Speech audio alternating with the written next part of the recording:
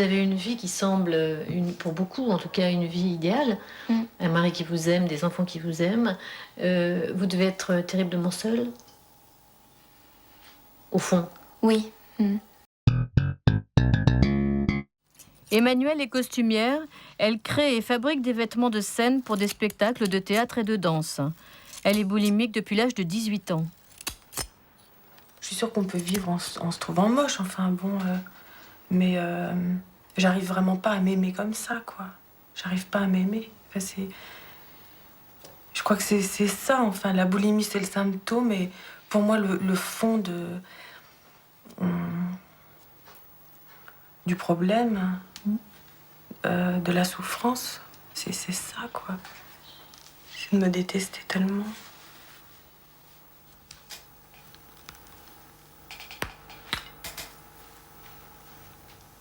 La raison directe pour laquelle je suis devenue boulimique, c'est que je me trouvais trop grosse. Bon, j'étais aux États-Unis, je passais un an, j'avais 18 ans, quoi, à l'époque. Et puis, bah ouais, j'ai mangé, quoi. Enfin, Et puis, j'ai vraiment grossi, mais alors vraiment, quoi. Et un jour, j'ai trouvé... Vraiment, l'idée du siècle, c'était de me faire vomir. Et comme ça, je pourrais manger autant que je voudrais sans grossir. Bon, là, je suis en train de travailler sur un costume de femme de guerre qui va servir dans un spectacle de danse. Et voilà, quoi, elle est charnelle de partout et elle a l'air de s'en trouver bien, elle. L'acte même de la boulimie, de manger, vite, sans mâcher et tout ça. Et c'était ça tous les jours, quoi. J'attendais ce moment-là avec une certaine excitation, tu vois, le moment où le soir j'irais acheter à manger et puis je mangerais de tout. Tu vois, j'avais des images, des fantasmes de toute cette bouffe et puis après, je me faisais vomir et je l'attendais un peu comme... presque comme la récompense. Enfin, je veux dire, c'était sûrement le moment où je pouvais ouvrir les vannes, tu vois. Enfin, t'imagines un barrage sur les gros fleuves et puis il y a tout, tu vois, qui s'écroule, enfin. Et puis tout ce jaillissement comme ça de violence. Ah ouais, c'est hyper violent. Hyper violent, ouais. C'est un enfer, c'est une espèce de mort lente, de défonce, hein, c'est vraiment... Sauf que ça ne met pas dans l'illégalité, c'est sûr.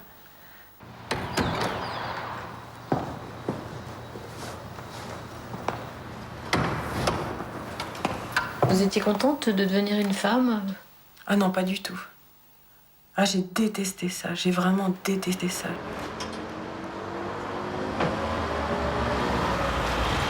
J'avais même pas 12 ans, j'ai commencé à avoir des seins.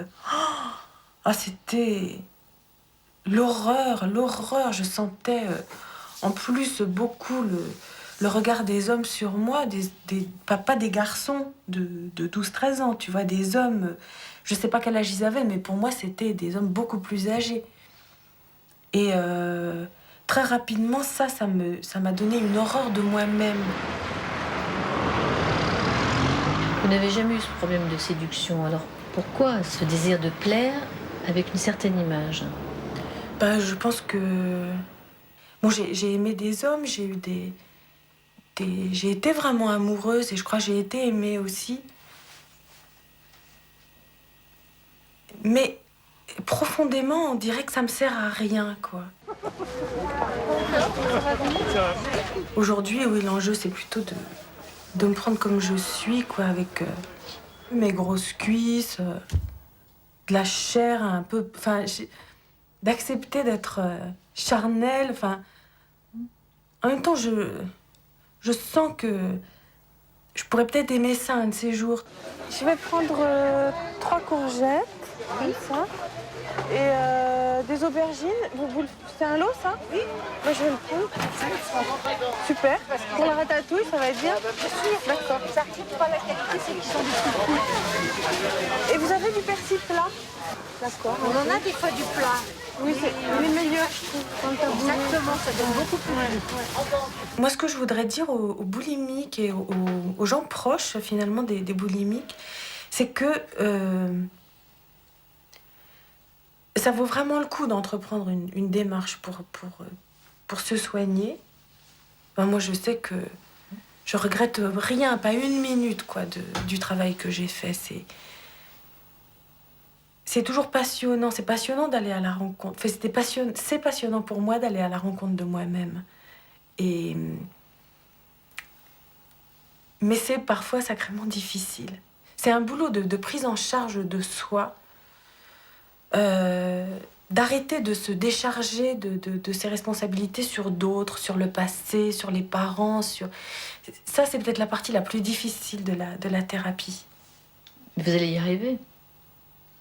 Moi, je vais y arriver. Oh, bah, je travaille pour ça, oui, je travaille pour y arriver. Le travail dont parle Emmanuel, c'est d'apprendre à écouter son corps, d'apprendre à se connaître. Pour les boulimiques, cette condition est nécessaire pour s'en sortir. Mais il n'y a pas de thérapie miracle et chacun doit chercher celle qui lui convient vraiment. Marie, boulimique depuis plus de 15 ans, a entrepris de trouver la sienne. Elle est mariée, elle a 3 enfants.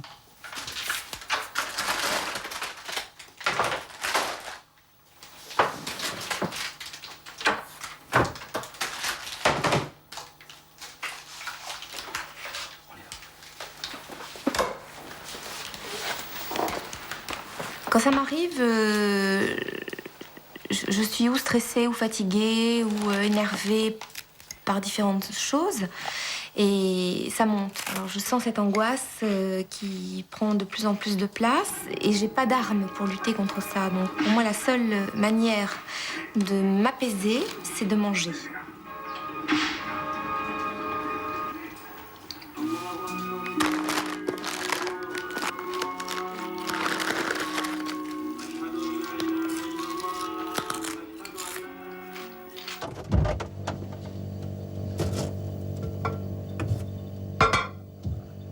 Comment vous vous sentez dans ces moments-là? Je ressens rien. C'est-à-dire que c'est une manière de s'apaiser. Donc c'est une pulsion, voilà. Quand on est boulimique, on peut très bien être mince, puisque beaucoup mangent mais trouvent des moyens pour ne pas grossir. Alors que moi, je ne sais pas. Enfin, j'ai pas de moyens. Je me fais pas vomir, par exemple. Donc, pour moi, laisser libre cours à ma boulimie, c'est prendre 10, 20, 30 kilos. Ça m'est arrivé d'ailleurs plusieurs fois. Donc pour combattre ça, je passe entre des périodes de boulimie, des périodes de régime. Je voudrais arrêter avec tout ça parce que c'est plus possible de maigrir, grossir. Comme ça, je ne me supporte plus maintenant. C'est vrai que j'ai été élevée dans une famille où la nourriture avait une place importante puisque toujours la gourmandise, bien manger et tout. Mais ça, à partir d'un certain âge, ça a pris une dimension différente, complètement différente. C'est-à-dire que ce n'était plus lié à un plaisir, mais au contraire à une forme de remplissage. Enfin, le terme est vilain, mais c'est exactement ce que ça veut dire. C'est-à-dire que l'intérieur de moi était vide, donc il fallait que je le remplisse avec de la nourriture.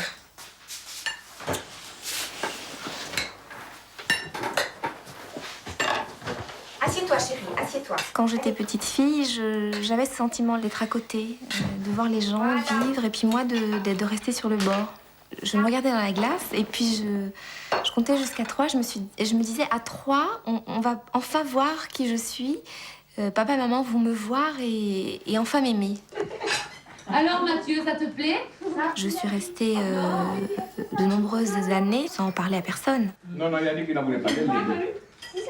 La honte est immense. C'était toujours en cachette, quoi. Je me cachais. C'est quand j'étais toute seule. Il fallait absolument que personne s'en rende compte. Oh là là! Est-ce que vous parlez à votre mari de votre boulimie? Pour Mathieu, qu'est-ce qu'il a apporté pour... Oui, je parle à mon mari de la boulimie depuis peu, mais je lui en parle.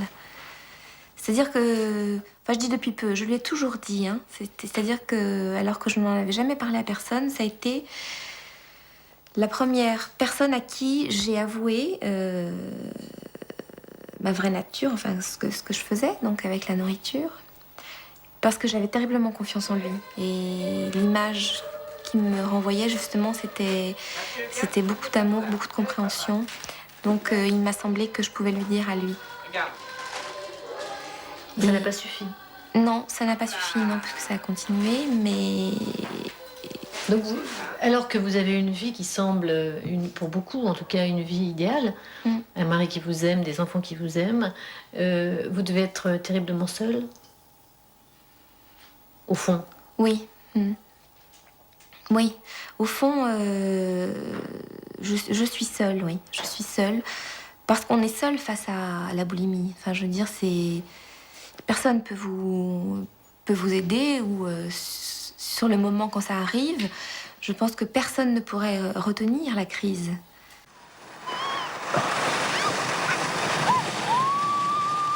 Je crois que ce qui a été important, un déclic, c'est que je me disais toujours, quand tu seras guérie, quand tu seras mince, quand tu seras ci, quand tu seras l'autre, tu feras des choses. Et puis je voyais la vie passer, et puis ces choses, je les fais pas, quoi, finalement.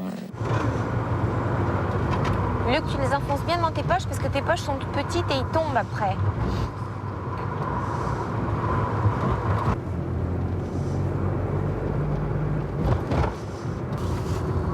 Qu'est-ce qui vous manque dans la vie? Ce qui me manque dans la vie, je crois que c'est peut-être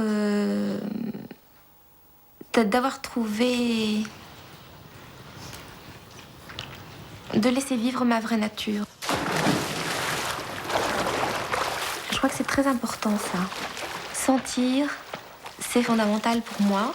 Donc, je renoue petit à petit avec ça. Je me sens bien dans l'eau. C'est vrai qu'on s'abandonne, on se sent léger, on est porté. Et l'envie est là. L'envie de faire est là. Et je m'en sens capable maintenant. Et c'est plus, quand je serai mince, je ferai. Je me dis plus ça. Se sentir capable, rechercher ses émotions, Marie commence à y parvenir.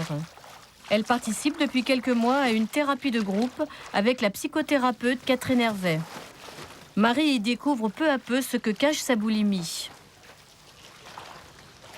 Je crois qu'on est boulimique quand on prend pas sa place, quand on n'ose pas dire tout ce qu'on a envie de dire, quand on n'ose pas être tout ce qu'on a envie d'être. C'est affreux, quoi. On a un sentiment d'être un extraterrestre. Est-ce qu'il y en a déjà qui peuvent témoigner de cette expérience? Si je me traînais toute la journée jusqu'à ce que je m'endorme, quoi. Et donc, je passais la moitié du temps de la journée, les 3/4 à manger, parce que c'était le seul moment où je pensais plus, enfin, j'avais plus trop l'impression de réfléchir, quoi. Je montrais toujours mon agressivité en présence d'autrui, par exemple. Par contre, quand j'étais chez moi, j'étais une véritable carpette et j'acceptais tout. Quelqu'un a envie de rebondir là-dessus, non? Moi, parce que j'avais tendance à toujours placer les gens au-dessus de moi. Ils étaient toujours mieux, plus beaux, plus intelligents, plus spirituels, plus... Donc moi, j'étais pas intéressante. C'était pas la peine que je m'exprime, c'était pas la peine que je parle, parce que de toute façon, je savais que l'autre, j'avais le sentiment que l'autre allait porter un jugement négatif sur moi. Est-ce que il y a des choses que certaines d'entre vous ont vraiment envie de partager ici et maintenant? Je veux plus m'excuser de vivre et de justifier chaque acte. Je dois rien à personne. J'ai pas de compte à rendre. Oui. Et je suis moi. Et puis, si ça vous plaît pas, allez vous faire cuire un œuf. Oui. Oui, reste un peu dans cette émotion, Muriel. Ne fuis pas tout de suite avec un sourire. Les choses tout à petit sont venues avec l'envie de faire quelque chose. Et pour moi, maintenant, je me réveille le matin et je me dis quelles sont les choses bien que je vais pouvoir faire. Je recherche le plaisir, quoi, que j'avais pas du tout. On sent que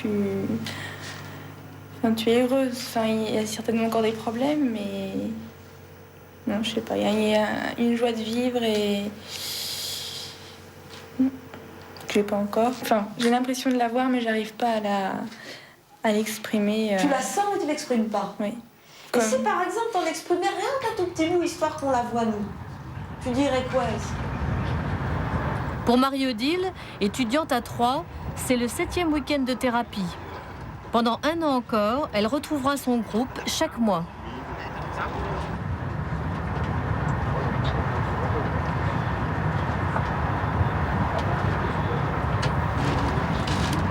À l'âge de 13 ans et demi, j'ai commencé à... Je me sentais pas bien dans ma tête et petit à petit, je m'apercevais que j'avais une relation assez particulière avec la nourriture. Donc je commençais à avoir des pulsions, disons, et si je ne mangeais pas, ça devenait invivable. Et c'était une enfant gaie, une enfant je pense comme tous les enfants. Et puis à un moment, vers l'âge de 11-12 ans, elle est devenue un petit peu plus morose, plus triste. Elle se posait beaucoup de questions. Pour nous, le terme boulimie n'est apparu vraiment que plus tard. Enfin, j'ai pas le sentiment, moi, de mon côté, que d'un seul coup, on nous a dit Marie-Odile est boulimique. Pour mes parents, je dirais que ça a été une découverte progressive. Je n'oserais pas dire le temps exact, mais ça a mis, je pense, plusieurs années, parce qu'en fait, jamais on la voyait manger. Tout se passait en cachette. Puis à un moment donné, on a vu les placards qui se vidaient, le réfrigérateur qui se vidait, le congélateur qui se vidait. Et donc, à ce moment-là, on s'est quand même posé des questions.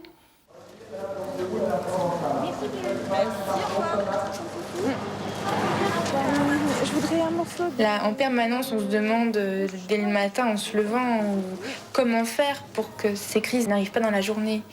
Et disons que c'est la préoccupation de toute la vie. Enfin, c'est comment échapper à ce besoin et puis à cette angoisse. Oui, c'est vraiment une souffrance physique. J'ai un peu honte de le dire parce que c'est moi qui me l'a créé, donc j'ai pas à me plaindre. Après tout, c'est moi qui le... Mais oui, il faut que ça tape. Enfin, il faut qu'il y ait ce rapport. Peut-être que quelque part, c'est le seul moment où j'avais l'impression comme puisque j'avais mal et j'existais. On a beau essayer d'être assez ouvert, de discuter avec elle, mais à ce moment-là, elle se fermait et elle ne parlait plus. Pour mes parents, c'était perçu comme disons, de la gourmandise et même un manque de volonté totale.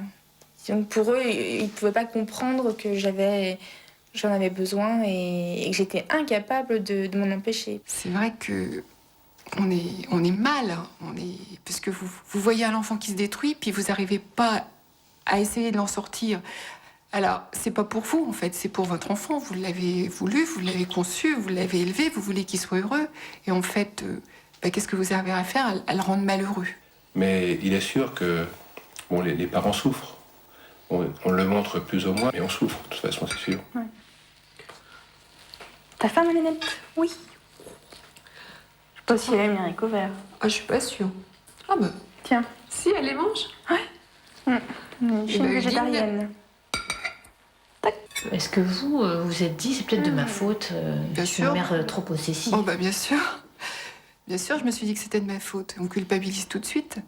On essaie de reprendre tout à la base. On essaie de revoir de s'interroger lorsqu'elle était petite. Je me suis dit, mais c'est pas possible, je l'ai pas laissé suffisamment de liberté. Je m'en suis trop occupée. Bon, c'est vrai qu'elle a été malade étant petite, donc il a fallu que je m'en occupe beaucoup, mais je pensais avoir fait tout ce qu'une mère doit faire. Et en fait, quelque part, je suis sûre que je suis passée à côté de quelque chose. À 13 ans et demi, vous n'étiez plus une petite fille. Vous étiez contente de devenir une jeune femme? Pas du tout.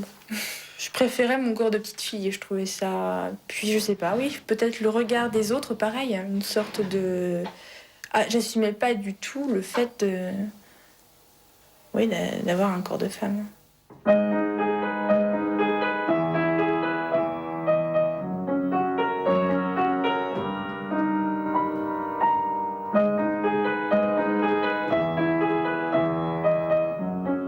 Vous voyez? Très mal. Enfin, disons que je me ressens très mal et je me vois, j'ai mieux peur de me regarder dans la glace.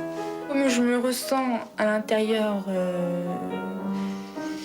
très laide, très sale même, parce que quand j'ai mes crises après, je veux voir plus personne. Enfin, faut surtout pas qu'on voit le monstre. Oui, il y a deux personnages en moi. Il y a celle qui veut y arriver, mais malheureusement celle qui veut tout foutre en l'air. Malheureusement, pour le moment, elle prend le dessus encore. En quelques mots, qu'est-ce que vous auriez à dire aux parents qui vivent aussi la boulimie de leur enfant? Je pense qu'il faut déjà aimer énormément ses enfants. Je pense que ça, c'est important. Il faut leur dire qu'on les aime.